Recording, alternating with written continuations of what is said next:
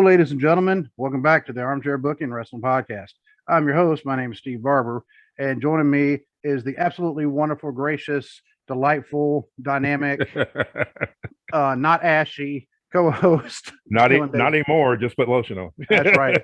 So you missed the conversation we were having before about Ash and how I mentioned to him, like when I was stationed in Dayton, I was TDY to Colorado Springs during the wintertime, and it was Colorado Springs in the wintertime is not known for being warm. Mm-hmm. And a lot of snow out on the ground, and a guy I was out there with, black dude, he looked at me and he said, "Man, you're the only white boy I know that gets ashy skin." So, and it's like I said, I mean, you know what? It's a badge of honor. So, but anyway, we didn't come to the show to talk about ashy skin, even though we probably could. We could do that all day long. Oh yeah. We're going to talk about the pay-per-view that happened last night in the WWE, or I'm sorry, the premium live event. They're pushing that hard too. They even have really it like when they show the graphic or whatever, sometimes they'll have up in the corner premium live event. It's like, okay, we get it. It's not pay-per-view, but I mean, it's just like saying every copy machine is not a Xerox, right? But you still say I'm going to go Xerox it. Mm-hmm. So guess what? We can still call it pay-per-view. This is our show. These are our rules. Right. But either way, so I don't even like calling it WrestleMania Backlash. No, but it's just Backlash. It's Backlash. That's what people are going to refer to it as Backlash. But overall, I mean, I'd say it was actually not bad. I mean, it was the matches were actually good. Yeah. I do have some kind of, I guess, negative things about the card overall. Just some observations that I caught, but overall, I mean, I was, we tend to do this. If there is a pay-per-view that we're like, oh, this is going to be great, and so we give a preview and blah blah blah, and then it ends up tanking. This right here, I mean, I was like, we'll watch it just because that's what we do. Yeah, I mean, I wasn't looking forward to, I mean, the show as a whole, and I was very surprised. I remember I texted you earlier when we were talking about it, and I said it was actually an excellent show. And I say that because compared to everything they've put, every pay-per-view they put out this year, this is probably the best, top to bottom. This is probably the best show that they've done all year. And that's saying something, considering that they're what is usually, for me anyway, the top two shows, Royal Rumble and WrestleMania. Royal Rumble, we know, really crapped the bed. Yep. Especially the Royal Rumble, the men's Royal Rumble match. Yeah. Was not great, and Vince McMahon fired his own son over it. Yeah. I mean, that says something right there. He's like, hey, look, you're fired. It's like you got to go. You got to go. You're out. Yeah, but remember, Christmas dinner. Yeah, that's at this time. So, but come for that. But no more. No, you're done with the company. Yeah, you got to go. Yes, you got to go. And and of course, Mania had like you said, the wrestling night, and then the sports entertainment night. Yeah. So that one could have been, a lot. That one wasn't horrible, but it definitely was not great. I mean, it was, if we had to rank all the WrestleManias, like some of the channels are doing, if we want to spend like 3 hours doing a tier list or just ranking all the WrestleManias, WrestleMania 38 would be closer to the bottom. Yeah. Yeah. And I figured this as if somebody's going to rank all 800 pay-per-views they've done, there's a project. Let's figure out how many pay-per-views they've done. And because, there's a lot. I was going to say 12 a year, but no, when they were doing that whole brand, every brand had a pay-per-view every month. Yeah. Yeah, they were getting more than 12. Yeah. That was closer to about 16 or 18. Mm-hmm. But this one, I mean, really was not bad. The first match, I mean, which I figured the first match was probably going to be really good. Cody and Seth Rollins. Mm-hmm. Yep. It set the pace, but speaking of setting the pace, before we start setting the pace, I want to go ahead and give our contact and listening info. If you would like to email us, it's armchairbookingpodcast@gmail.com. You can find us on Facebook at facebook.com/armchairbookingpodcast. You can also find us on Instagram at armchairbookingpodcast. You can find us on Twitter at bookingarmchair. Follow us on TikTok at Armchair Booking Podcast. Not that I've made any videos in the past 3 months, but once we start back up making more videos, you'll find us at Armchair Booking Podcast. You can find us obviously on YouTube if you're watching. If you're listening on whatever audio platform you're listening on, there's a lot more besides that because we are just on just about every audio platform there is. I straightened out Stitcher again today. They got it. Okay, good. They got it working again. I asked them, I was like, so what happened to where all of a sudden it went, because last week the show for some reason on Stitcher had gone private. So yeah, I remember you were telling me that. Yeah. Yeah. So you couldn't search and find it. And so I contacted him and the guy said, oh, it's probably, he fixed it. Boom. And then a couple of days ago, all of a sudden it did it again. Couldn't find it. So I emailed him. It's like, hey, I'm having the same issue again. And they fixed it. And I asked him, hey, so just for future reference, what is causing this? And he said, I don't know. He said, I think it was some kind of technical issue on our end. So I mean, they fixed it, and he apologized for it, and so we move on. Cool. Google Podcast. That one's weird because it's coming out. It just takes a few weeks for it to pop up. Yeah. So we're back up on Google Podcast, which is good because that one has become a very popular platform. Yeah.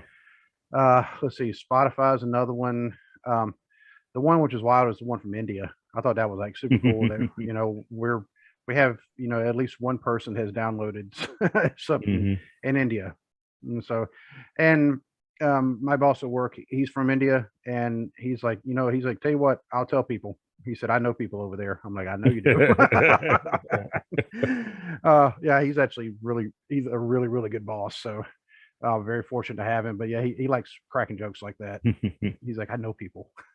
So, but like I said, you can find us on any audio platform. Plus, you can buy some of our merch at tpublic.com/user/armchair-booking-podcast. You can find t-shirts, coffee mugs, which I don't have my coffee mug in front of me, but I can show you now. One thing about your coffee mug, don't let your dog get a hold of it. My dog, she chewed up the mug itself was fine. She just chewed up the lid. So now I've tried to file it down so it's not as jagged. Yeah. I mean, it still works just fine. But she could smell the coffee and was trying to get to the coffee. Yep. And you can find masks. I mean, and I hope the masks don't come back, but if they do, you can find a mask there. You can find pillowcases. You can find tapestries, and I mean, just about everything. Yeah. But yeah, so you can also find Dwaylen at fat_daddy73 on Twitter. And I know I'm missing something, and it'll occur to me later, kind of like what happened last week when I was trying to think of something. And I'll tell what that something is here in a second, because I thought it was actually kind of a funny but not funny story. But I will have to show the banner. I actually have it rolled back up because I don't want to ruin it before the show. But I had a banner made for Revolution Rising, which is the Northern Wrestling Federation show. It's happening on the 28th of May down at a VFW hall in Cincinnati. It is all women, and it's part of the Northern Wrestling Federation and the PGWA, the Professional Girl Wrestling Association. Looks like it's going to be a really good card. Oh, yeah. And we actually know some of the women that are going to be on there. And I'm actually sponsoring. My wife is actually sponsoring with her travel agency. And so we're going to have our table set up. And I found out they have a Wi-Fi connection. So I'm bringing my laptop, and I'm going to see if I can get some interviews over there. Cool. And if I do, hopefully I'll be able to compile them into one big video / podcast. And so that'll actually be. I'm looking forward to it. That should be cool. Yeah. Yep. And not only are we going to be there, but Jay and Trey, the TNC Sports Talk, are also going to be there. Awesome. Yep. So they are going to have their own booth set up. And I was just talking to Justin not too long ago, and there might be some changes with their show coming up, just because they're trying to. I mean, they're always looking for ways to get everything out there, because I mean they really put on a great show. Because Justin and Trey are just two great guys, and they've supported us quite a bit. So if you get a chance, go check them out. Go check out their merch store as well, also on TeePublic. And he just switched to Spreaker their show. He just switched their show to Spreaker. Did he? Yep. Okay. And that's actually who hosts us now. We used to be on Block Talk Radio.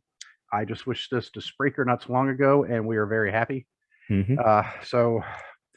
But besides that, I believe that's about it. Yeah, I think that's everything. So the funny story I was actually going to, well, funny but kind of sad story that I had heard that day, and I should have wrote it down, and I didn't. And so last week I didn't remember until after we'd already stopped recording.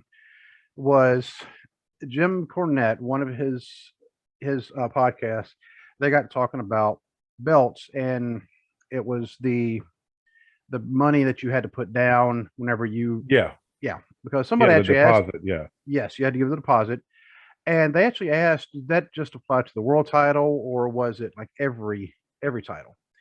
And he said really it was just the world title that they really put the emphasis on that on, because it was not the belt itself, it was actually being the champion. That if you skip town as champion, well, you just forfeited that $25,000. I mean, that's how much it was. I mean, it was $25,000. Yep. And he said, but there was once upon a time when Pedro Morales, when he was the WWF champion back in the 70s, Pedro had a little bit of a gambling problem. He needed money. So he took the WWF belt to a pawn shop and pawned it. And then left it there. And I guess the owner actually called somebody who he knew was a wrestling fan or somebody involved with the wrestling and said, hey, I got your belt down here. And he's like, what do you mean? He's like, I got your belt. Yeah. You should probably come down here. And yeah, they ended up having to buy the belt back from him, because he's like, look, I paid him this amount of money for it, like $2,000 or whatever it was. Yeah. Oh my God. But Pedro Morales, if you really read about some of him, he really just didn't care. Even the WWE Hall of Fame, he's like, the only reason I went is because they said they were going to pay me. He didn't care about being in the Hall of Fame. Yeah. Even though he is, if you had to rank all the WWF, WWE, WWF champions, I mean, he actually ranks kind of up there. Yeah. Because his title reign was actually a pretty decent reign. He was also the very first Triple Crown winner. I mean, he's like, whatever. He has the second longest title reign in company history. Yep. Behind Bruno's first reign, I believe. Yep. But anyway, so yeah, that was a story that I was going to try to tell last week and didn't get a chance to. And that was actually last Monday when we recorded. We didn't record on Thursday because I went and watched Doctor Strange, Medicine Man, I guess. Doctor Strange, the Multiverse. Yeah, I couldn't think of the rest of it. Medicine Man. Doctor Strange, the Medicine Man. That movie was, it was good. I had a lot of questions because I'm a novice when it comes to the Marvel Universe. Well, I found something out too. I've seen a lot of people on Twitter say that if you haven't watched WandaVision, right, then there's going to be some stuff that you're going to be confused about. So I need to watch WandaVision and then watch the Doctor Strange movie. My daughter, and this is more on her TikTok, she actually has like critiques of WandaVision, and one of her friends up at college, that's your boy, named Brandon, and no, they're not dating, and they didn't really want to date. But he had never seen, first of all, he had never seen Back to the Future. And she was like, sit down. So she has reaction videos of him watching Back to the Future. In fact, her reaction videos on YouTube, she actually got copyrighted a couple times. Really?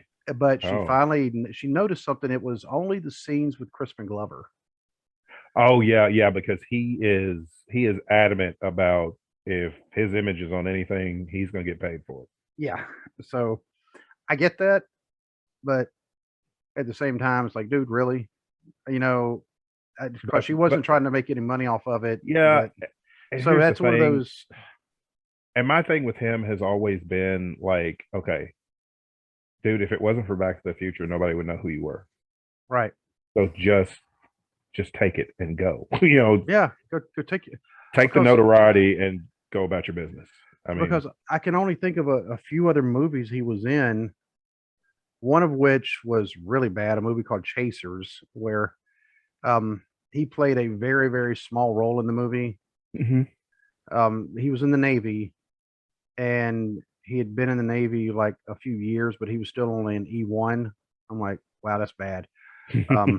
Because I mean, I don't know what the promotion criteria are for the Navy, but usually in the Air Force, you'll spend, if you start as an E1, you'll spend 6 months as an E1, and then automatically get promoted to E2, unless you did something, okay. unless you got in trouble for something. But yeah, and I think the other services it's less time than that, because the Air Force they're known for, they're notorious for being the hardest ones to promote.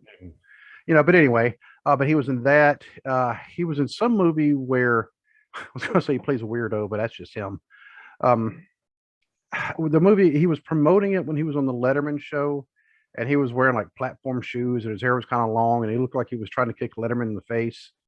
But he was just method acting, trying to promote the film, and Letterman was like, "I don't care, get him off my set." And so he's not been invited back to the Letterman show. Well, Letterman, of course, off the air now, but yeah. Yeah. After that, I mean, I really cannot think of any other. I can't either. It's like, I mean, I get, you know, your likeness and everything, but to go to the lengths that he does. Yeah, I mean, he did. Now he did change something about the industry, because they were trying to use the old footage of him in their movie. Yeah. You know, so they were trying to make money off of him. My daughter wasn't trying to make money; she was just trying to put up a reaction video. Yeah, and yeah, but yeah, so the dude's weird, and right now I'm gonna have to look up any. That's pretty sad. I'm gonna have to go to IMDb to it says Christopher Glover, actor, Back to the Future. See, you're not known for anything else. Oh, Willard. I forgot he was Willard in the movie. Okay. Which was a terrible movie too. Yeah. He was in River's Edge. I forgot about that. River's Edge, where I think he also played a weirdo. Yeah, I think that's just him. Yeah, that's just. I mean, he was in Alice in Wonderland. You know, which is the one with Johnny Depp. Which and that I mean that movie. Oh, my daughter loved that movie. You know, when it came out on DVD back, you know, like 10, 11 years ago now. And my son, he actually didn't mind Alice in Wonderland. You know, because like a lot of boys his age, like, oh, I don't want to watch stuff with girls, but Alice in Wonderland he didn't mind because Alice was not a princess. Right. So he was in that, and Alice in Wonderland is just really, really weird. The whole story is weird, which I don't mind it, but Beowulf, yeah, he's in that. Charlie's Angels, Full Throttle. I didn't know he was in that. Yeah, he was in Charlie's Angels, the movie, which my wife and I, we actually got a late fee on and still never watched it. So that's, I mean, What's Eating Gilbert Grape, which is another movie where everybody's weird. But anyway, so enough about Christopher Glover.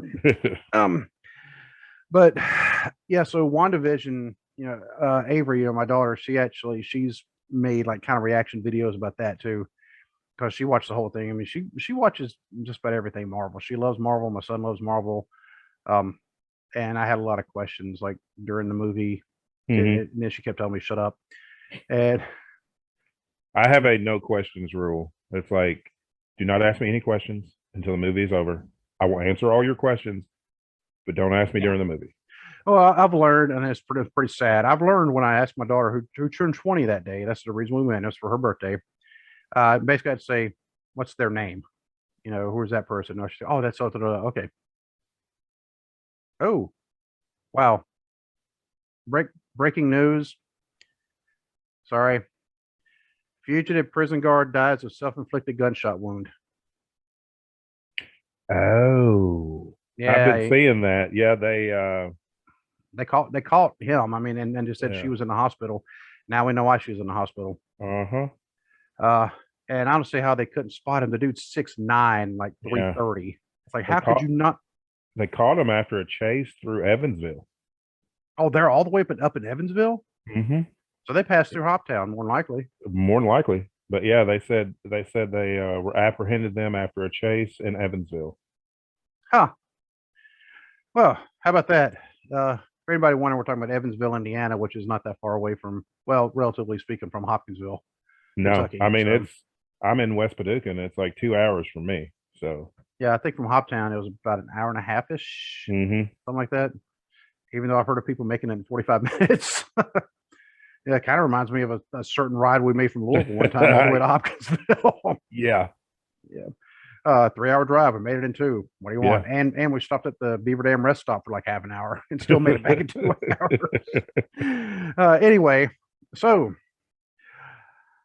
Backlash. So what did you think overall of the card? Overall, I thought it was, like I said, compared to everything that they put out this year as far as pay-per-views go, I feel like this was absolutely probably the best paced show. Um, they only had 6 matches, so it wasn't, it wasn't flooded with a lot of unnecessary matches. I mean, there was 2 matches that they could have had on TV, but I feel like both of those matches served their purpose. They kind of had those matches to kind of cool the crowd down before the next big match happened. And so I think that was okay. But I actually enjoyed it. This is probably the first time all year that top to bottom I enjoyed a WWE pay-per-view.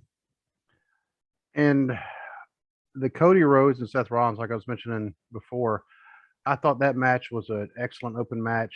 It set the pace.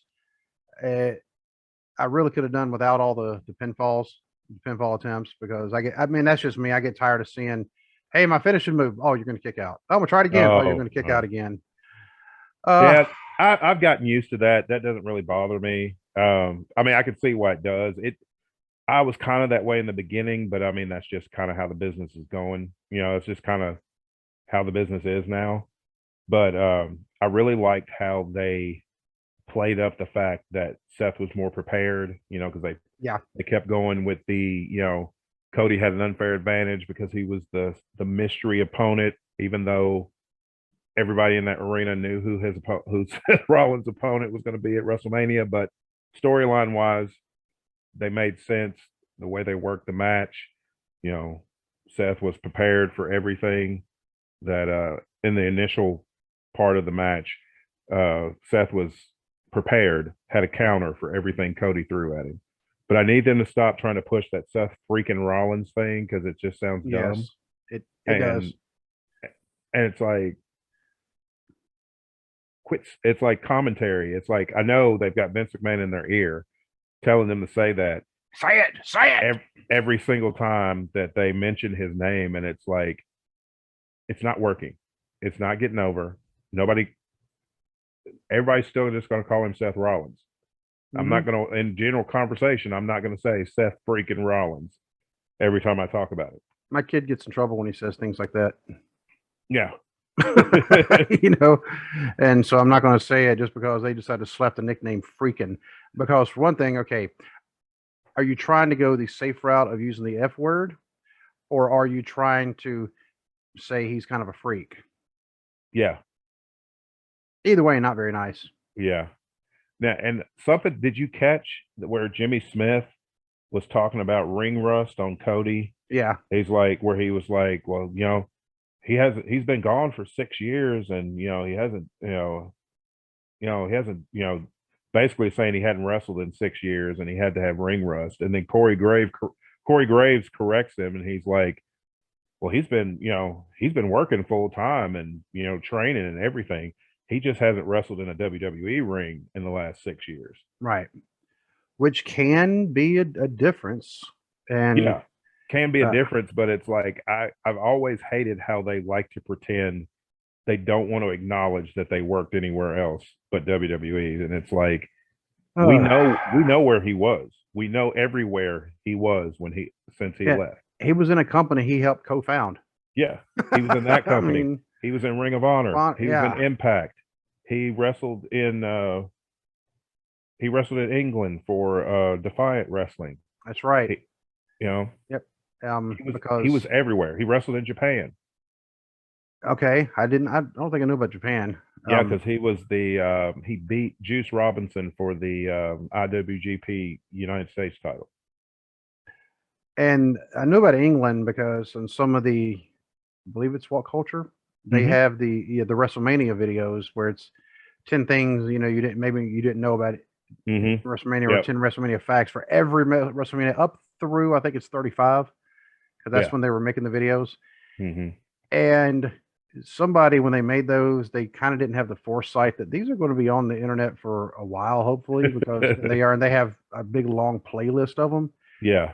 Because at the end of some of the videos, they're advertising some future cards. I mean, at the time they were in the future. Yeah. That were going to be happening, I think, like in Milton Keynes and some other places around the United Kingdom. And Cody Rhodes was advertised as being on some of them. Yeah, because What Culture had their own wrestling company for I think for about they did. That's about right. 3 years. It was What Culture, WCPW, What Culture Pro Wrestling. That's right. And then they ended up changing it. Like I think the last year they were in business, they ended up changing it to Defiant Wrestling. I can't remember why, but it was still owned by What Culture, but they ended up closing the doors after about 3 years. And you know who else was being advertised with some of those? Who? Dewdrop. Yeah, but before she was Dewdrop, when she was Vixen or Piper Niven. Piper Nivens. That's right. Yep. Because I think I was like, oh, I need to George Whalen about this. Hey, dude. She was the if I remember right, she was the WCPW Women's Champion at one time. Well, they need to bring her back. Yes. Yeah.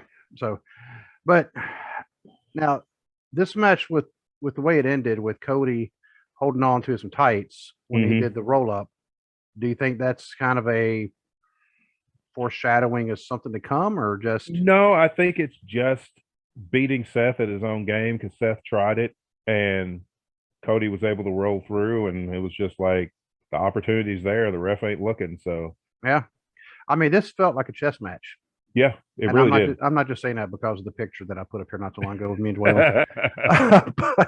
but yeah, I mean, it really did. It felt like a chess match. And their match at WrestleMania was really good. It was like my second favorite match of the night, but I would have to say this match was probably even better.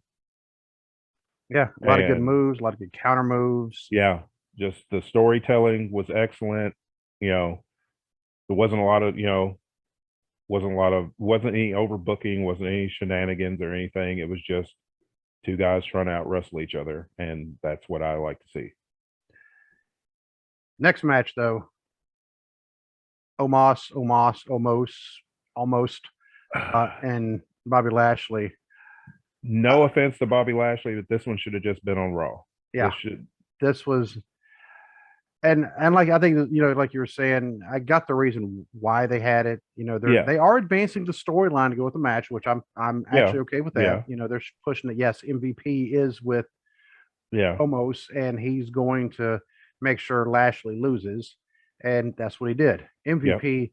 I don't want to see him wrestle again because he is so good as a man. Oh my God, he's so good, man. I mean, just he's got that charisma. He's excellent on the microphone. Just his whole presentation is just fantastic. Oh yeah, I mean, he's like almost like the passing of the torch from Paul Heyman to him because he plays that part so well. And so that's I don't want to see him wrestle again because then he won't be really managing. Right. And yeah, he wasn't horrible as a wrestler, No, he was. I mean, he was the first ever IWGP Intercontinental Champion. Oh, see, I mean, so yeah, he held belts. I mean, he was mid card belts, so I'd say he was maybe upper mid card at best. But as a manager, I mean, he is. Yeah. And if you notice in wrestling, the role of a managers are starting to come back, especially they in are. AEW. Yep. And WWE, then maybe they're catching on to that, going, you know what? We need a mouthpiece. MVP is a great mouthpiece. Heyman is a great mouthpiece. Who are some of the other ones that, in well, there's some of the women. Carmella, I mean, she's not really a manager, but she was always a good one to put with somebody if they needed somebody to kind of help them. Yeah. Well, like Zelina Vega, when Andrade was there, she was his Yeah. manager, and she was excellent in that role. But yeah, this match, the one thing that definitely impressed me, I think impressed everybody, and they showed the replay of it, was when Bobby Lashley, when he did, I mean, I call it the Ron Simmons spine Oh, buster. yes, yes. I mean, it That's was like, exactly what I whoop. thought of when he did it. Yeah, that was impressive. And Yeah. I usually do not like a 50-50 booking because Bobby Lashley, he won their first match at WrestleMania. Omos wins this match, but storyline wise, it made sense for Omos to Mhm. win, especially with MVP hitting. With MVP interfering. Yeah, And MVP yeah, interferes, costing Bobby Lashley the match. So it made sense. And you can't have, if you're going to be pushing Omos, you know, you can't have him lose twice in a row right. because then it just kind of destroys the whole presentation. Yeah. I mean, he's a 7 foot tall Nigerian dude. Yeah, And I don't like that they're going with the Nigerian giant. It's like just say his name. When yeah, I mean, when he came out, they were like the Nigerian giant, oh, what, Omos, and oh, it's like, what's Commander Aziz? yeah, but it's like I hate the fact that they have to play up everybody's nationality. And they have started to really go back to that, Yeah. because they did get away from it for a little bit. I mean, they'd say, "Hey, they're from Nigeria," or "Hey, they're from Hmm. Scotland," or from India, or wherever. Even though Jinder Mahal's not actually from India, his Yeah. family's from India. Yeah. He's Canadian, Yeah. but he speaks Hindi. I mean, Yeah. but there are some actually from India, and that's fine. I mean, hey, they're from India. All right, cool. Um, but let's get away from the Scottish Warrior, all the Irish. What do they call Sheamus? Uh, Or actually, no, Becky Lynch, the Irish yeah, last the kicker. yeah, the Irish last kicker, and it's like that's so dumb. Just just say she's from Ireland and let her wrestle. That's all they had to do. Yeah, I mean, they gave her the Blade Runner haircut, Yeah. you know, uh, and now she no longer has a belt. She doesn't, Yep. does she? No, it's hard for No. me to keep track anymore. Yeah. No. Bianca Belair's got it, which I don't Good. understand why there was no. My only issue with this show is that there was no Raw Women's Championship match because they burned that match having it on Raw with Hmm. her and Sonya Deville. Um, there was no United States title match, and if you're pushing Austin Theory to be your, one of your future stars, get him on pay per view defending the title. Hmm. He's defending it tonight against Cody Rhodes. Well, no, we won't have a new champion because, No, I think Seth will interfere. yeah, exactly. I don't think they're done quite yet. So It's pretty sad. We've been watching wrestling that long that we know. I know mhm. what's going to happen. you Yeah, know, I mean uh, you can just kind of tell. But I mean, all in all, it was a hoss fight. It wasn't a bad match. There was some good spots. It kind of cooled the crowd down from the opener, so yep. it served its purpose. But it wasn't bad. It wasn't a bad match. It wasn't one where I was like, I need to fast forward through this. When I watched it again today, I did fast forward through some of it because I was It's like, I need to like get I've already to. seen. Yeah, I've already Yeah, seen this one. I got to get to the parts I haven't seen yet because yeah. I only watched 2/3 of it last night before I had to go to bed. Because I'm getting too old to. All right, let me see if I can go to work on 2 hours sleep. Nah, I'm getting too old for that. They need to just keep them on Saturdays. Yeah, yeah. But for whatever reason, I mean, once they got it on Sunday, it's pretty much stuck on Sunday now. Yeah, But actually, I think Saturday night's kind of hard to get an audience too. yeah, that's true. Um, but the next match, was it lived up to what I thought it was going to be, Edge and AJ. Because I Uh, mean, it, it's going to be it a was good match. it was much better than their Mania match. Yeah, I like the focus on. I like the fact that AJ sold the shoulder injury the entire match, yeah, because if you notice, a lot of guys, they will like have a storyline injury and then forget to sell it like halfway through the match, and yeah, they're throwing, they're like, say it's like a leg injury, but they're throwing drop kicks and all this stuff, and you know jumping off the top rope, and it's like, I thought your leg was messed up. Yeah, and they're But, like, oh, it's a Mother's Day miracle. yeah, but like everything AJ did, even when he was doing offense, he still favored that shoulder, and I just like that little piece of, And that's why you he's know, one of the best in the world. yep. And I like that Edge stayed on the shoulder because, again, a lot of times you see in matches they'll injure a body part and then start working over a completely different body part. It's like, Yeah. what was the point of you attacking his arm if you were just going to turn around and work on his leg for the rest of the match? I'm working his arm and then give him a figure 4. Yeah, but I thought it was a really good match. I haven't been a fan of Edge's comeback, but I do like him. I always liked Edge better as a heel than a face. I just feel like he's a natural heel, and he seems to be enjoying himself in this role. Yeah, because I mean, some of his facial expressions when he's a heel, Yeah, I mean, he looks like he's a comic book character, like a yeah, comic book villain. yeah. Well, like Yeah. the end of the match when after he beat AJ and he kind of kneels and he looks right into the hard cam and he just has the most evil face, and it's like he is playing this perfect. Were you surprised at Rhea Ripley? Oh no, I called that months ago. Not Oh, months ago, but yeah. I called it, well, actually probably close to a month ago. Me and Savannah were watching it, and I'm like, that when he first, recruited Damian Priest and he started this group, and I'm like, they need to put Rhea Ripley in there. Her whole presentation Yeah, it does is make sense. perfect for that group. And then when she turned on Liv Morgan, I was like, yeah, she's going. That's it. That's the next person that's going in Edge's group. Well, when I saw like the hooded figure Mm-hmm. with the blocked face, I'm thinking, I hope it's Christian, Mm, because she's about the size of Christian. yeah.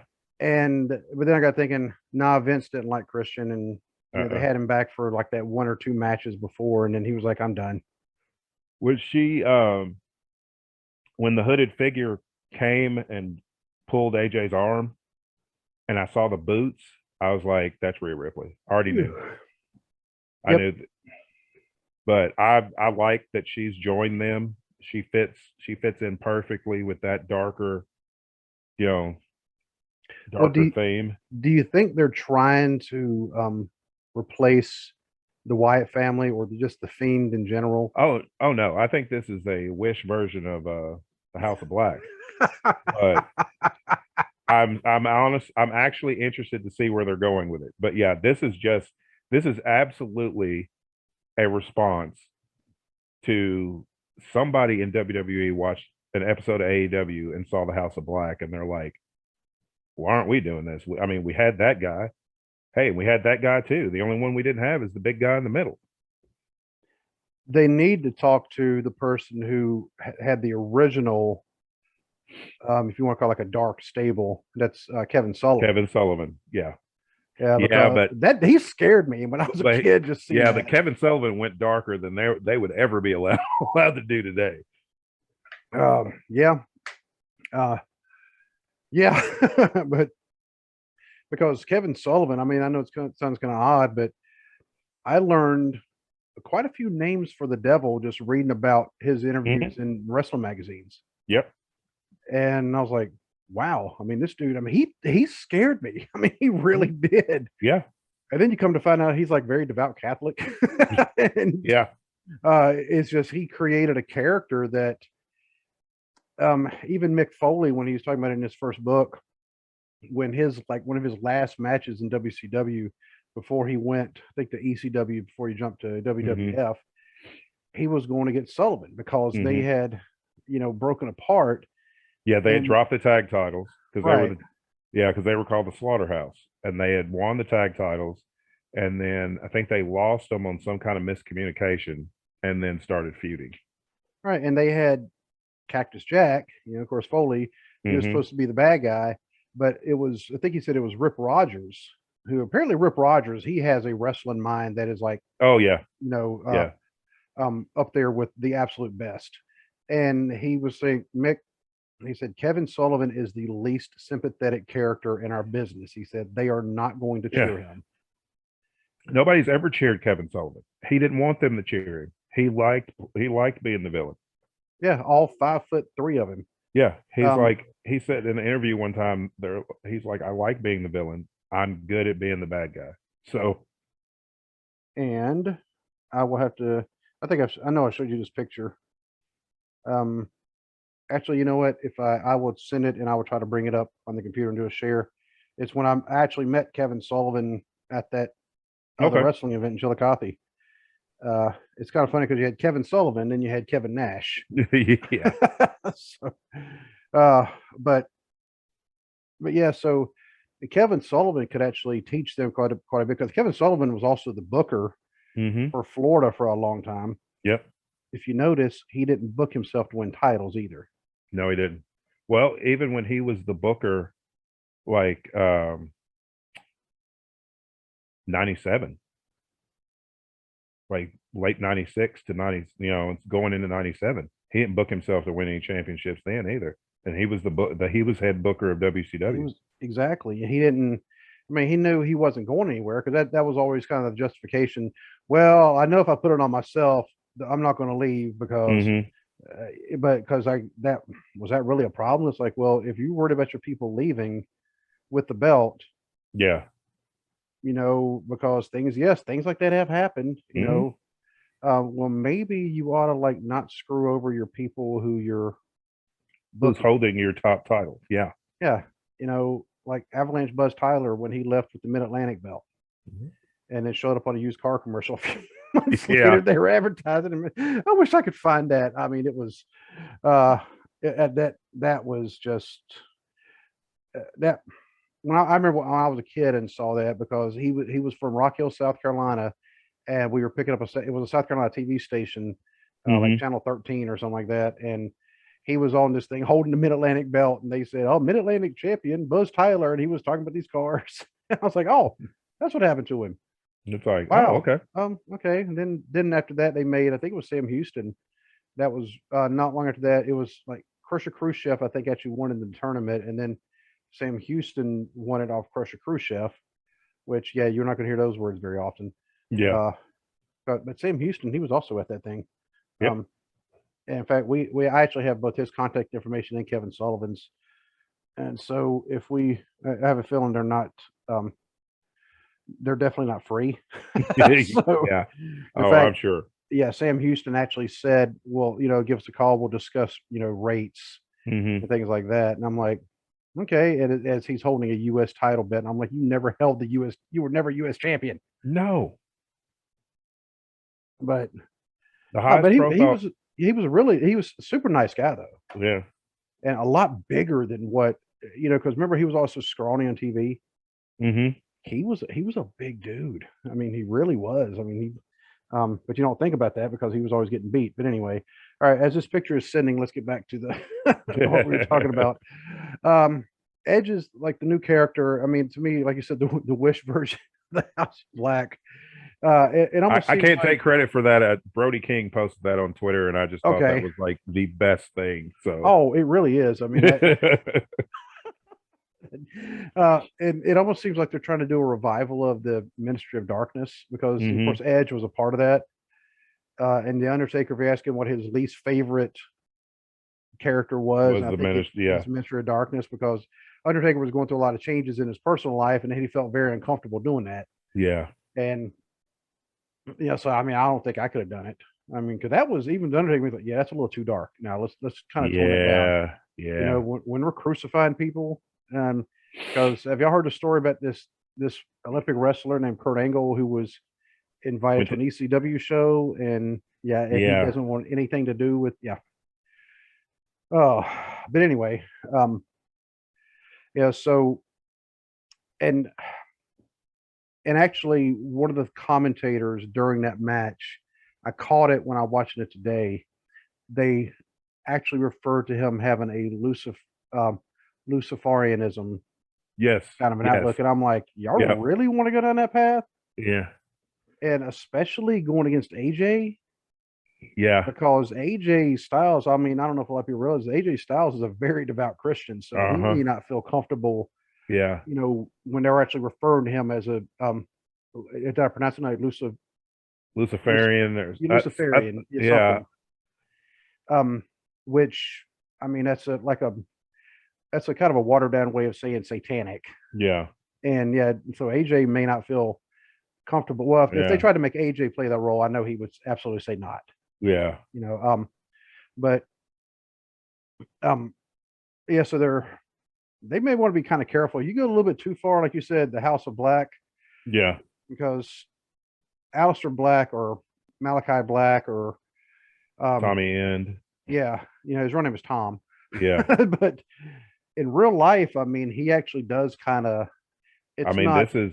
Yeah, I mean, that's actually him. I mean, he's it's not. Just him. Yeah. It's just him cranked up. Brody King's the Yeah. same way. It's just him turned up.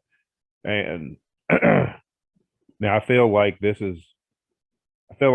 fits Damian Priest more than being the split personality guy that they had him being for a while, where he would get angry and lose control. And yeah, I didn't like that one. I didn't like that one, but the grinning good guy, I can't stand how WWE does when you're a face and you have to grin at the camera all the time. And it's like that. Just because they don't have to smile. I mean, Austin didn't grin at the camera all the time. The Rock didn't grin at the camera all the time. Oh, but the person that you gotta, who's an absolute authority on how heels should act? Yes, I do. Ted the Hillbilly Hill. Ted Yep, Hill. absolutely. The Hill Truth podcast. Yep. I mean, he's been just hitting some home runs with his show lately. I mean, if y'all have not caught the Hill Truth, you need to go check it out. You really do. And because he's actually made me want to go, okay, I got to check out these other podcasts as well. Mm-hmm. And he's been on our podcast, and he wants to have us on his. And he's always giving us shouts out on Twitter. Oh yeah, for people to check out our podcast. So we greatly appreciate that. I mean, and how can you knock somebody who's #1 trending on MySpace and #1 in Antarctica? I know. I mean, you can't. I mean, and I can't refute it.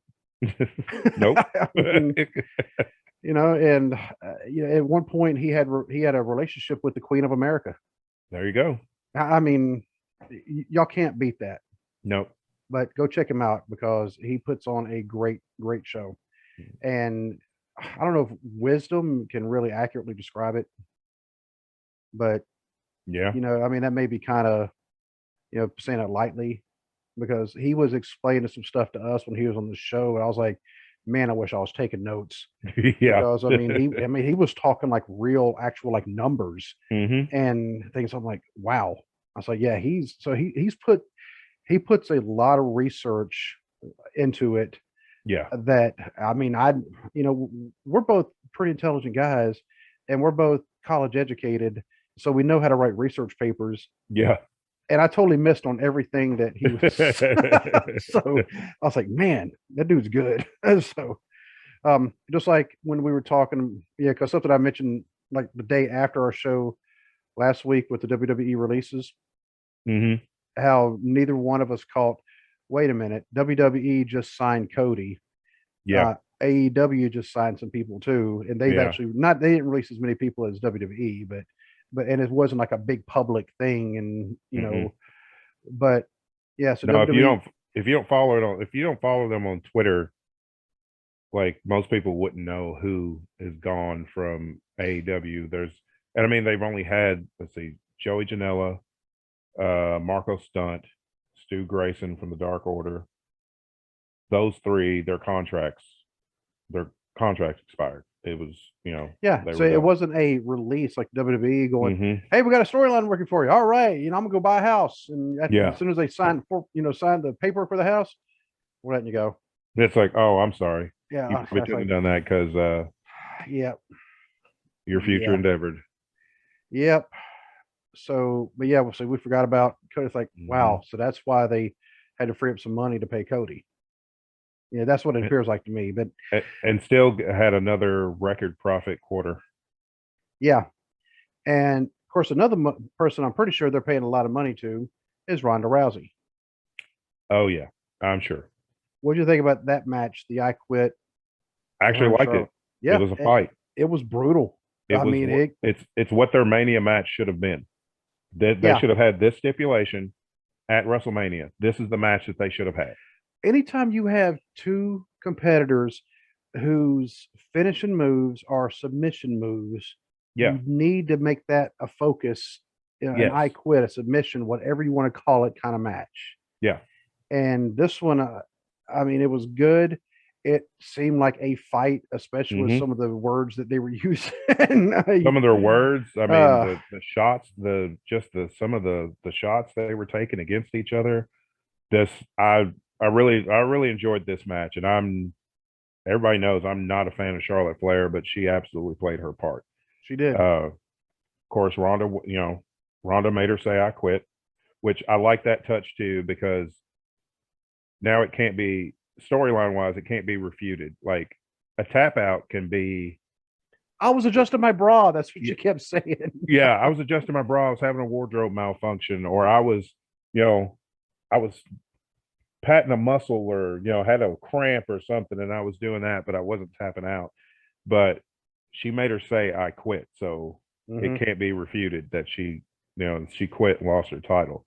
I feel like this is a way to, especially, sorry, when they announced later in the show that Charlotte had suffered an injury to her arm,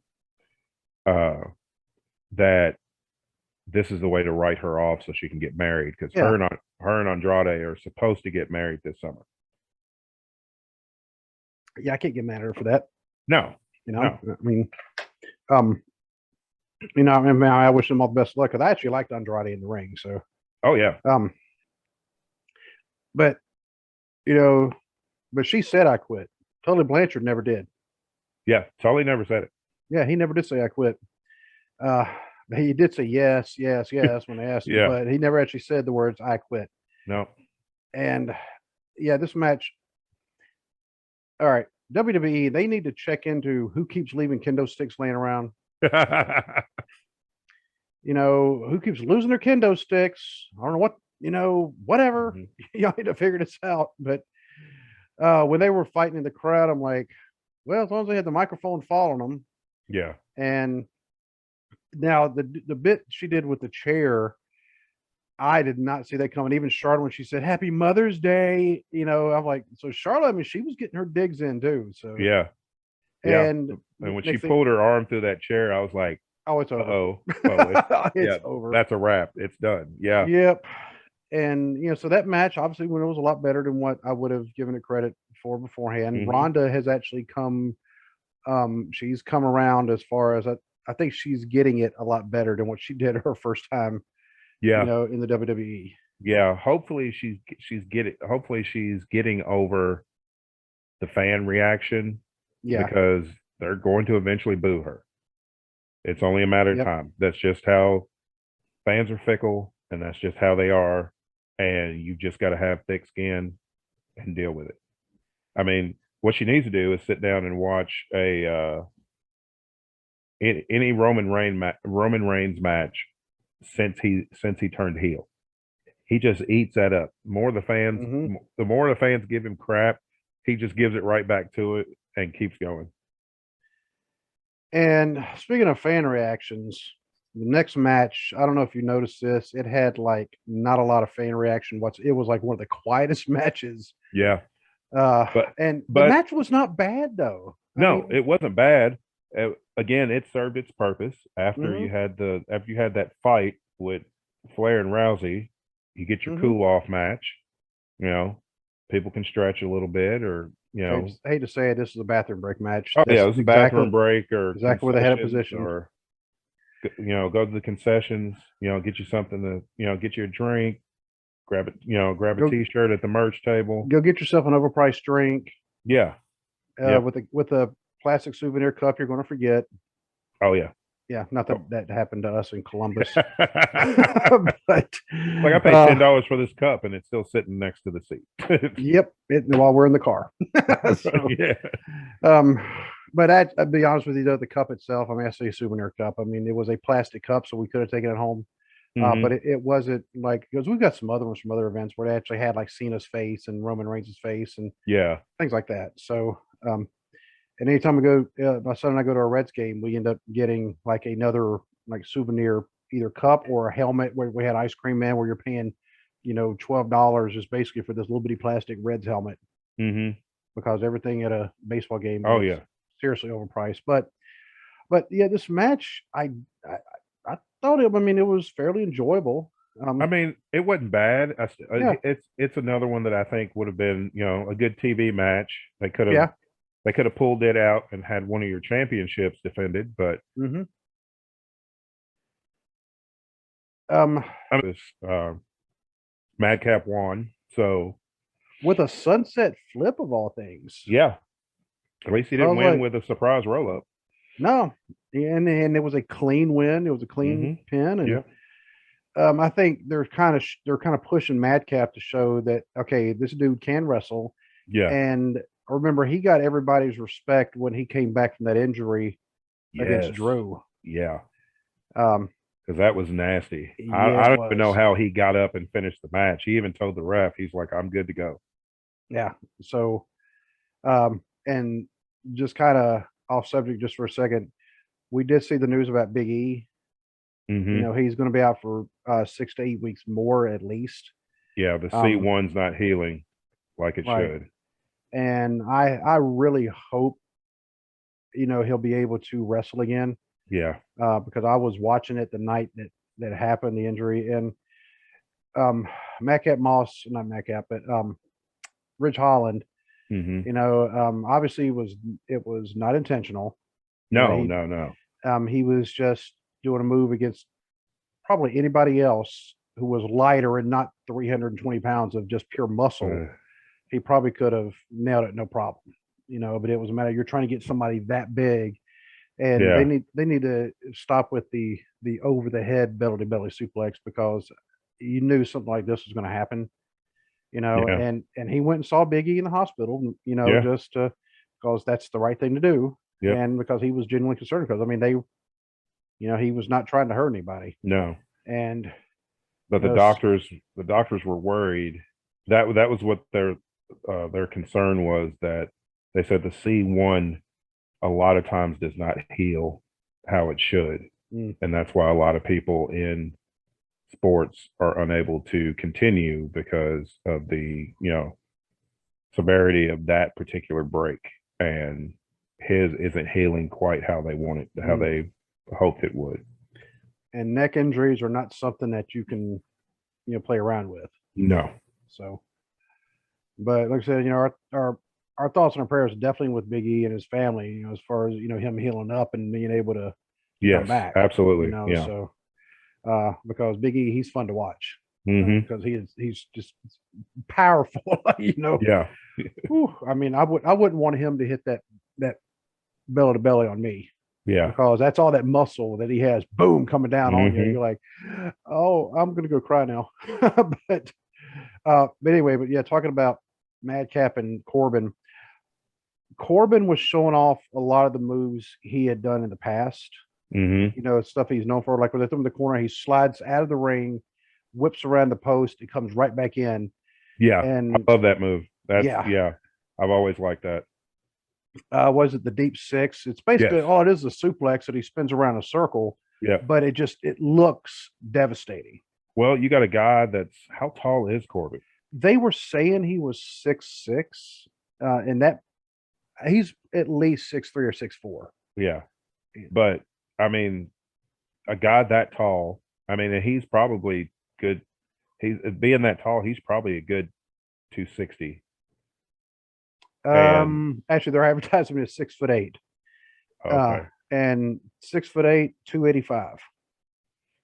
So he's probably about 6'5", 6'6". Yeah. Probably about 260. Yep. And Yeah, I'd say that's about right. but Personal information. Wow. Personal information: 6'6", weight 317. really? That's kind of surprising. I mean, he is more muscle than fat. So Yeah. um, But I mean, just the speed that he applies that move, being as big as he is. yeah. And he also was on the practice squads for the Colts and the Cardinals. And that's another Okay. just kind of a trivia thing. Mm-hmm. And he's from Kansas City. Played college ball at Northwest Missouri State. Offensive guard. Okay. Yeah. So, um, but yeah, so I I liked him when he was a lone wolf. I think we've established, both of us have Hmm. said we liked him when he was the lone wolf. Yeah. I didn't like him when he went corporate. It just didn't. And broke Corbin was just actually kind of funny. Yeah. Broke Corbin was fantastic. And he I didn't played like that up. I didn't like King Corbin. Love Broke Corbin. I don't like Happy Corbin. Yeah. So either go And broke again or just be the lone wolf. yeah. And I don't think he's going to grow his hair back out because he's kind of like me. You know, he'll have the mullet by default, also known as the skullet. And, um, you know, and Madcap Moss, I mean, they're really pushing him. And dude, I mean, he's got some muscles too, but he's able Yeah. to actually pull off some good moves. Yeah. Like I said, the sunset flip ending was kind of a surprise because Mhm. you don't see that hardly ever. Mm-mm. And so not a horrible match, not a great classic match, but I mean, definitely, I think it was more positive than negative. Oh You yeah, know, definitely. I'd agree with that. yeah. So the last match, and I'll just throw the criticism I have about this right up front: have a world title match with your world champion. Don't throw them and your tag team champions, both of them. Well, no, yeah, or RK Bro, are they They're Raw Tag Team Champions. okay? Okay, I thought they had won them again, but so your tag team champions are going against each other in a match in a 6-man match, where it's not for the belts. Yeah, and I completely understand that. And most of the time, I would absolutely agree. But I was okay with it this time because they did not have enough time from WrestleMania to Backlash to believably build a challenger True. for the title. And if Drew versus Roman is what they're going for, then I was fine with this match because it kind of built on that feud. I don't know if they're going to go with that at Hell in the Cell, which is the next pay-per-view. Mm-hmm. I don't know if it's going to be Roman and Drew for one or both of the titles at Hell in the Cell, because I feel like SummerSlam. Okay, part of this is me because I'm going to SummerSlam, so I'm hoping that it's Cody and Roman for the title at SummerSlam, because they're leading toward Cody making a run at the title. So Makes sense. I'm hoping that for me, the smart money would be to wait till SummerSlam to do the program with Cody, which means you got to leave both belts on Roman because that's the only way Cody gets at Roman. Because if Roman's just the Universal Champion and Cody's on Raw, he has no shot at the title. SummerSlam, that's being held at the Titan Stadium, right? Yep, Nissan Stadium. It's an open air, right? Mm-hmm. I hope it doesn't rain. Hope it doesn't either. Because and apparently, I mean, they're starting to go with like every big pay-per-view, and some of the Yep. smaller ones are going to be held in a stadium now, Mm-hmm. like a football stadium. Yep. Because actually, I think Money in the Bank, they've already advertised that one. Money in the Bank is going to be at Allegiant Stadium where the Raiders play. So even Money in the Bank apparently is worthy of a Yep. either they're banking on, hey, we're WWE, everything we do, or just put it on a football stadium, people will buy it. Be Well, careful. Money in the Bank has kind of replaced Survivor Series in the Big Four. Mm-hmm. Yep. Especially because Money in the Bank, there's the intrigue of who's going to get the briefcase, or a briefcase says, because you had the men's and the women's. Yeah, and if is somebody going to cash in that night because it's been done, Yes, several times. And with the Survivor Series, the original concept, okay, you have all these elimination tag team matches. They got boring after a while. Mm-hmm. So okay, so you won. Okay, now what? And yeah, there was never any incentive. There was no prize at the end of, okay, it was just bragging rights. Right. And I think it was 1990 where they said, okay, so all the previous survivors are going to put them all in the match at the end. Mm-hmm. and it was Hogan, Warrior, and Tito against like 5 or 6 other wrestlers. I'm like, well, how did y'all know to put these together and them together? Yeah. You know, Yeah. It's like, and of course, the only one of the good guys who was eliminated was Tito. yeah. But still, at the end, okay, now you Now, won. now what? Like in the beginning, it was a good concept because it was a way to carry on feuds because you didn't have that, you didn't have multiple weekly shows to carry your feuds along. This is before, Monday Night Raw. And it was a way of seeing like from Saturday night's main event until Survivor Series, you didn't see Hogan versus Andre. Right. So you got Hogan versus Andre, you know, in a big tag match, but you still got to see them against each other in the ring. But now it's like there's not really any point to Survivor Series anymore. Right. I mean, and I think the reason why they had it that year was, well, we need to have some kind of thing, some kind of prize. But even then, fans were like, okay, so, Yeah. you know, It's like, okay, so you put them all in this match, but still, what do they get for winning? right. And that was a 90. So the 91 Rumble was also the last year where your only thing you got from winning the Rumble was to say, "Who I won the Rumble," Yeah. Yep. and that was it. So after that, when they attached the world title, the next year was when Flair won it. Yep. And of course, And after every that, year, ever since then, it's been, well, for the most part. There's 1 year after that where they put the title back in the line because that was just stupid. Anyway, that's just that they thought it would get sympathy for Roman, like, but no, it didn't. Everybody cheered Triple H. yeah. And when they dumped Roman, they were like, he didn't, Yeah. um, and they said, okay, he's going to start at number one. Everybody's like, yay! So people, they want to see him get beat. Oh yeah, And, they were like, "Yay!" because he'll never make it to the end. right. And now, I mean, they're kind of half cheering him because they like booing him, but if they try to turn him into a face, they wouldn't like that. Well, I think people are finally figuring out this was the Roman that we could have gotten We years ago should have had. if Vince wasn't just so adamant about pushing him as a face. And the last time they actually legitimately, well, I'll say they stopped booing him, and it was all in a matter of seconds because nobody in their right mind is going to boo somebody who just announced they have leukemia. Mm-hmm. Yep. Yep. And so then it was like, okay, now that was genuine sympathy. Yeah. And then he came back, and of course, everybody was cheering him. But then he left Mm-hmm. again because, I mean, I don't blame him. His own health concerns. He's got a Yeah. compromised immune system. Yeah, you don't want to be around, No. a disease. You don't want to take that chance. Yeah, you're not going to Yeah. want to take that chance. Nope. And when he came back as the heel, Mm-hmm. we're like, hallelujah. Yeah, it's like, yes, this is what you finally. should be doing. Yeah. Waylon and I have been telling y'all this even before we had this podcast. And y'all didn't listen. And they've just been printing money ever since. Yep. At least, with him, now some of the other stuff, not as much, but with Roman, the bloodline and the, Oh yeah. the tribal chief. Now I can kind of do without Paul Heyman the way he has been, but I love you. I'm like, dude, seriously. I mean, that's now Paul Heyman going after a fan. That was funny. I saw that clip the other day. Yeah, I saw that. That was hilarious. But I thought this match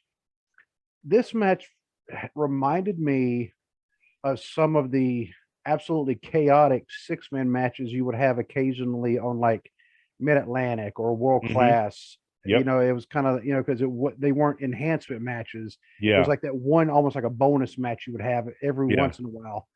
And we're just, all hell just broke loose at some kind of point. like when sometimes they would put Ole and Arn and Tully together in six man matches, or they'd put Flair and the Andersons together against some of the top baby faces, and just it was just chaos. But yeah, I thought this match was great. Everybody played their part so good. Yeah. And the ending was actually a clean ending. Mm-hmm. But I have noticed the WWE has been really good about having clean endings. Even sometimes, even if it is like the roll up, I'm like, I roll my eyes at the roll up. Yeah. But I didn't mind the sunset flip, the cradle.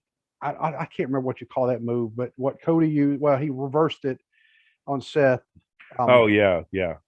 Yeah, like I said, I can't remember what it's called, um, but that one, I mean, it wasn't their finishing move, but they had already exhausted their finishing move. It's like, how can I beat this guy? All right, It's the O'Connor roll. O'Connor roll. Okay. Yep. Because White Lightning and Tim Horner, he used to, that actually was his finishing move, but he would also bridge backwards, make it harder for him to kick out. I think if I were to try to do that, they'd have to probably call somebody because my back would just give out. I'm stuck. And the guy I'm pinning would be like, y'all need to do something. Yeah, you got to get this dude off me. But they actually, when they showed the replay of the ending, because I had not catch that Roman had tagged whichever Uso it was. I didn't either until I saw the replay, but that was beautiful. Yeah, and the referee, you saw him going, saying, "Hey, it was a tag." Yeah, he caught him on the arm right before he left the corner. And they did get a little bit of Drew and Roman kind of going at it. So that's kind of a tease. That's either going to be at Hell in a Cell or, well, actually, if they do this right, they will tease it all the way through up to SummerSlam. Yeah, because that's a money match right there. Yeah, yeah. If they don't do Cody and Roman yet, then yeah, they should wait and do Drew and Roman at SummerSlam. Cody and Roman is another one. Yeah, that's going to be a license to print money. And they're really pushing the whole Randy Orton 20 years. Okay, I mean that's great. Yeah, cool. I mean, there's other people been in there 20 years too. Yeah, but and nothing against Randy Orton, but one of the things I will say, and this is actually a criticism about the entire card: 6 matches on the card. The card's just under 3 hours long. So you got to think that's an average of, 180 minutes. So what, 30 minutes per match that they were allotted because it's 6 matches. Yep. The longest match was the 6-man match at 22:20. Okay. The shortest match was Lashley and Omos at 8 minutes and 50 seconds. And the second shortest, of course, was Madcap and Happy Corbin at 9 minutes and 50 seconds. Total wrestling time, and when I say I added it up, 94 minutes and 45 seconds. Yeah. Well, if they'd have cut out all the video packages. Yes. Here's the thing. It's like, if you're going to show the video packages, I mean, WWE, I will give them all the credit in the world. They do a fantastic job with their video packages.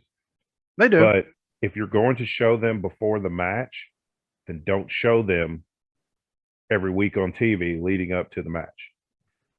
If you are going to show them every week, then don't show them at the pay-per-view because we've already seen this video package. Yeah, because that's what I want to ask. Who are you doing this video package for? Yeah.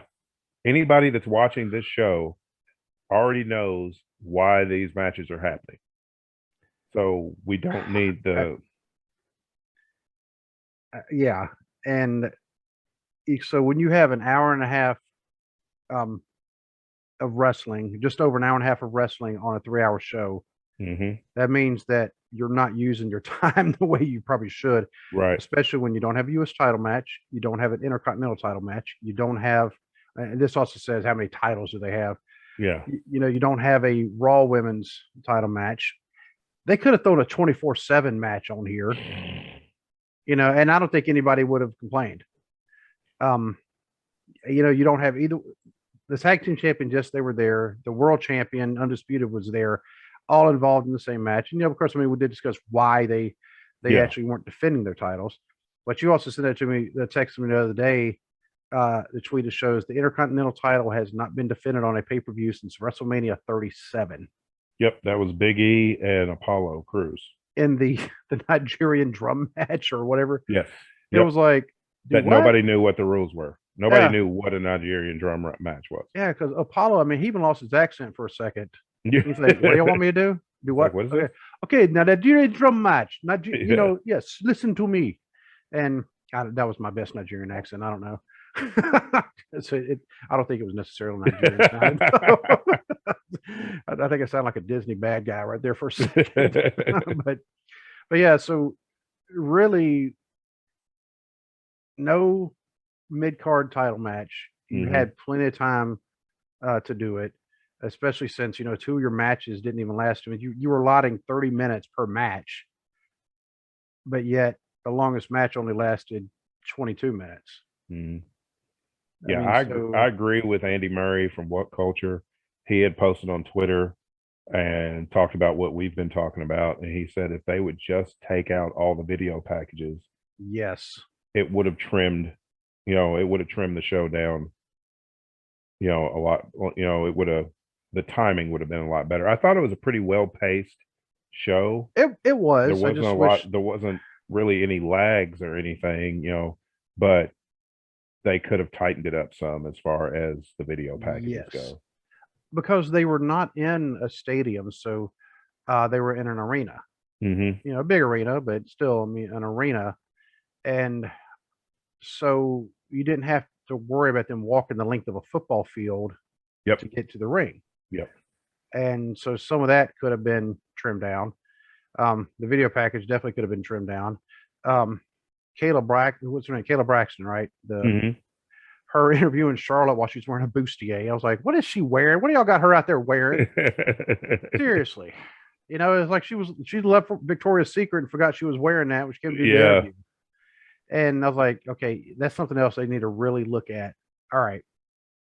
You don't be having your female interviewer out there wearing that. Why? If you shouldn't even have the wrestlers wearing that. Y'all need to kind of, treat them as wrestlers, not just eye candy. Yeah. So, but anyway, that interview, and I get it. It's like, oh, Charlotte, she's her, whatever they said that she messed up. But then, what's his face? McAfee. Oh, Pat McAfee. Yeah. He started explaining what that was right when I fast forward. I was like, yeah, I don't care. I'm trying to get to the match. And, and we know, yes, Charlotte's taking some time off, getting married. Everybody knows that. I mean, anybody, if you want to call us smart marks or smarks, all you want to, I mean, but everybody knows that she's taking time off to get married. Yeah. Nobody's going to get mad at her for that. Nobody should. A lot of people are getting kind of tired of seeing Charlotte, but and I think, and I was exactly, that leads into what I was going to say, because I think this will be good for her, because it'll give her some time away. It'll be, as Adam Wilborn on What Culture always says, it's like, go away and make me miss you. Yeah. And then you can come back and I'll be happy to see you again. But it's like, right now I'm tired of seeing you and I need you to just go away for a little while so that I can miss you and hope you come back. Yep. And so now Ronda's got the title. Yep. Who's going to be her next challenger? I don't know, because they don't have anybody on. They don't have anybody on SmackDown, really, because they've let everybody go. Yeah. But if it was me, you would absolutely get Ronda Rousey defending against Shayna Baszler. As soon as that's exactly who I was thinking. As soon as I could book that match, that would be the match you should have. That would turn into a shoot fight, a real UFC MMA type shoot fight right in the middle of the ring. Yeah. And I don't know who would win, because Ronda's good at submissions, but she has no stand up. Right. Shayna's good at both. So I don't know who would win. And you remember when Ronda came back at the Rumble, and Shayna was in there, and they kind of gave each other a nod because of their backgrounds. Yeah. It was like, hey, nice to see you. Yeah. Like, hey, buddy. Hey, what's up? And yeah. And I mean, they are real life best friends outside of wrestling. You had the UFC. That's where WWE got their horsewomen idea from, was the UFC. You had Ronda Rousey, Shayna Baszler, Marina Shafir, and I think it was Jessamine Dukes, maybe. But it was it was four of them, and they were called in the UFC. They were called the Four Horsewomen. And so, WWE's like, oh well, definitely gotta copy that. So we had Charlotte, Bailey, Sasha, and Becky were the NXT four horsewomen. And you better throw Charlotte in there. That way they can say, "Oh, it's a nod to Rick." Yeah, yeah. So, speaking of Bailey, actually, when's she coming back? It's been a while. It's been a while. I haven't seen anywhere. I follow her on Twitter, but she hasn't said if she's been cleared or not yet. So I don't know, but that would be a good first challenger for Ronda. Actually, it's funny because Bailey, her real name is Pam. I think it's Pam. Is Martinez? I think so. Yes. Yeah, and that's what I told my wife. She's like, her name's Pam. It's like, yeah. I was like, she doesn't look like a Pam. I was like, it's like, what does a Pam look like? I have no idea what a Pam looks like, but apparently Bailey does not look like a Pam. Like a Pam. Okay. Maybe consider her full name Pamela. Pamela. I hope she brings back the Bailey buddies. And no, actually, I liked it once that version of Bailey got on my nerves after a while. I get why, kids loved it and everything, and that's, I'm all for that. But I liked it once she turned heel and just kind of grew up, so to speak. Yeah. And my daughter actually has one of her Hugger's Gonna Hug shirts. Savannah has one too. Yep. Now my daughter's never worn it because when she bought it, she got a medium. But I mean, she's always been really thin. And she's always been self-conscious, because she's always thought she was like too big. I'm like, are you kidding me? I'm like, you could hula hoop through a Cheerio. You're not too big. But now, I mean, she's, metabolism slowed down, so she has, normal, still thin, but not as thin. So I mean, she could wear a medium, because before she was worried about wearing a medium, about it basically falling down. Gotcha. A little bit. Yeah. So, but now she probably could. She's like, because I mean, because we got that shirt. It was that night in Columbus that the ring broke. I mean, so that was 5 years ago now. Yeah. So, or was it 6 years ago? I mean, it was a while back. I'm going to look it up now, but yeah, it was when Big Show and Braun Strowman collapsed the ring. Yeah. So, but yeah, that was the night she bought it, and there's also the night my wife bought a list of Jericho. Yep, and then she wrote her friend Carrie. She wrote her name in it and then sent it to her. You're on the list. You're on the list. But so Thursday, no, I don't think I have anything that's going to prevent us from recording Thursday. It feels like it's been a while. I don't think so. I don't think we have anything going on either. Yeah. So, wow. Now the next day, I am going to Moorhead State University because I think I told you, a kid who I've known since he was about 12 or 13. Yeah. He's graduating and getting his commission into the Army as a second lieutenant, and he wants for me to give him his first salute. Cool. So that's actually a pretty big honor. So it's called the Silver Dollar Salute. And this Wednesday, our friend Alan's going to be on the show.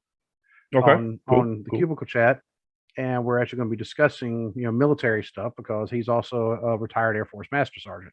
Okay. So for anybody who hasn't started listening to that, also the Cubicle Chat podcast, and that's what I missed. Big and Fat. Oh, okay. Yep. Because I noticed that you've been posting some videos back once again on the Big and Fat YouTube channel.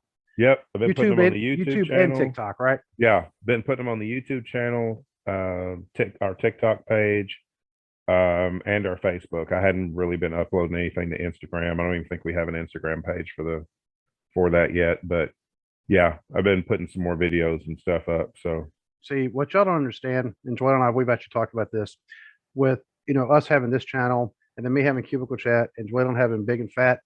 We're taking over the social media world. We're having our own empire. We're just gonna have our own empire. So y'all best get in line now. I mean, but we should be back here Thursday. I'll be recording on. I'm supposed to be recording on Wednesday, and supposed to be recording on Thursday. And besides that, yeah, I don't know of anything. I mean, I do have some other busy stuff going on because I'm just staying a busy man here lately, with a lot of other kind of side hustles going on. So, Yeah. but until I see you Thursday, All right. God bless. God bless.